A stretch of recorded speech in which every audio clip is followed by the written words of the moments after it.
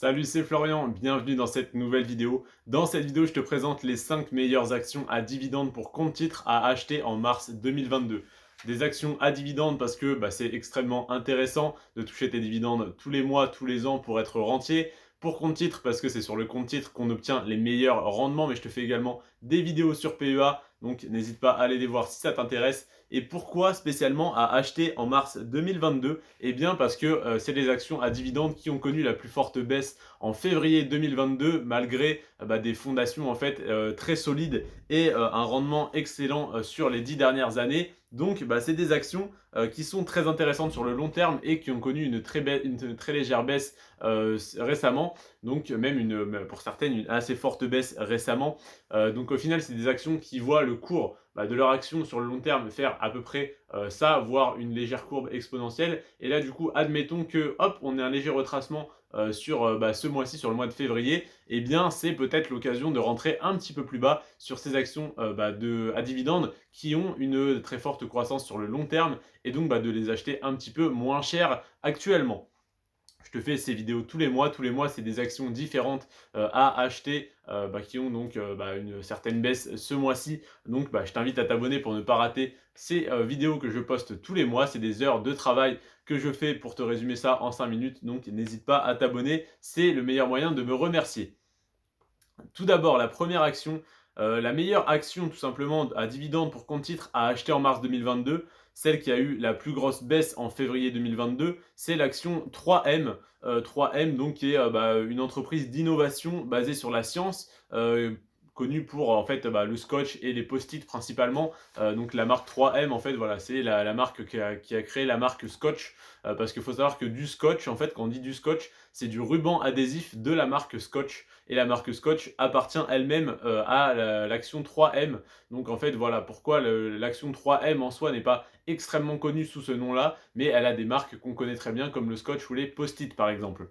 Et bien cette action qui a donc des bases extrêmement solides, qui verse un dividende tous les ans depuis un paquet d'années, eh bien, elle a fait moins 11,6% sur le mois de février. Donc, elle peut être très intéressante à acheter au mois de mars parce que sur le long terme, sur les 10 dernières années, elle a une légère croissance. Elle a pris 71% en 10 ans. Ça fait en moyenne 7% par an. C'est pas énorme, mais c'est déjà très bien pour une action à dividende. Surtout qu'en fait, on investit surtout dessus pour le dividende. Et tant qu'il est maintenu, on est content. Et tant qu'il ne diminue pas. Mais si en plus le cours de l'action augmente, eh bien, ça augmente notre rendement sur notre prix d'achat et ça nous fait une plus-value latente le jour où on veut revendre. Donc c'est très important d'avoir une action à dividende qui a également une croissance du cours de l'action. Donc l'action 3M, moins 11,6% en février, donc elle est potentiellement, si tu crois en cette action, très intéressante à acheter ce mois-ci. La deuxième action, elle est bien plus connue et elle a une bien meilleure croissance sur le long terme, c'est l'action Home Depot. Home Depot qui a fait moins 11,1% ce mois-ci, donc le mois de février, et qui sur le long terme a une croissance sur les 10 dernières années de 575%, c'est énorme, et c'est une très bonne action à la fois à dividende et de croissance à conserver dans ton portefeuille sur le très long terme.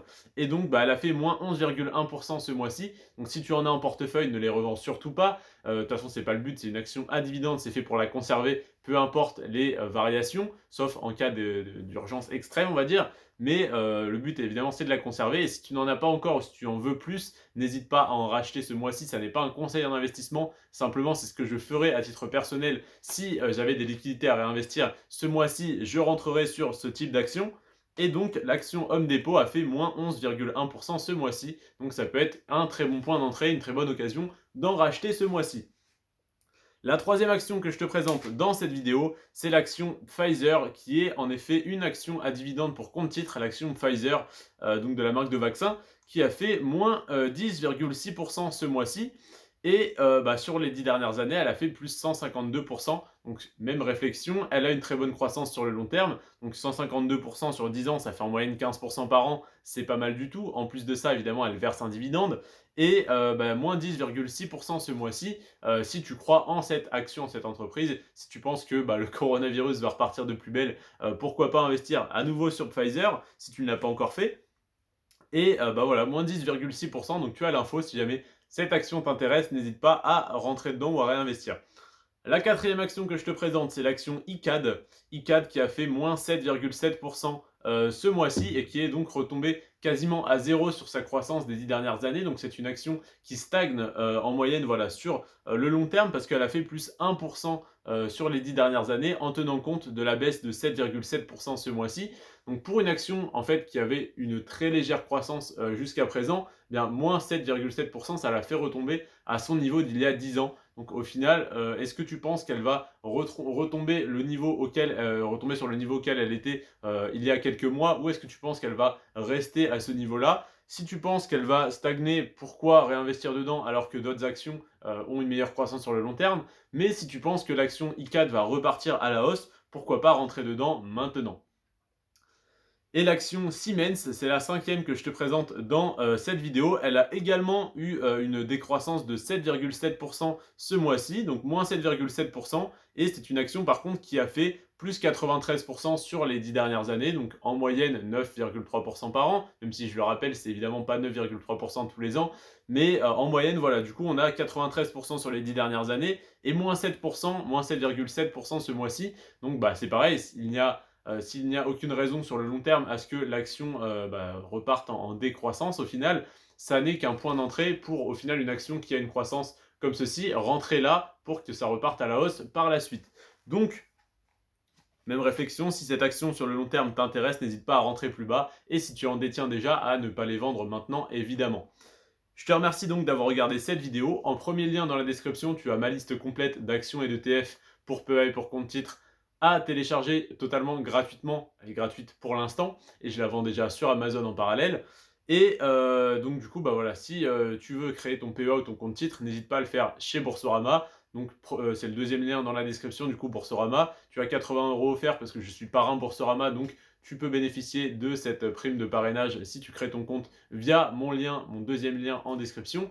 Et tu as également la possibilité d'ouvrir un PEA et un compte titre ou de transférer ton PEA et ou ton compte titre chez Boursorama si tu en détiens déjà un chez un autre courtier. Je te remercie d'avoir regardé cette vidéo en entier. N'oublie pas de t'abonner pour ne pas rater mes prochaines analyses. C'était Florian, prends soin de toi et de tes finances. Ciao.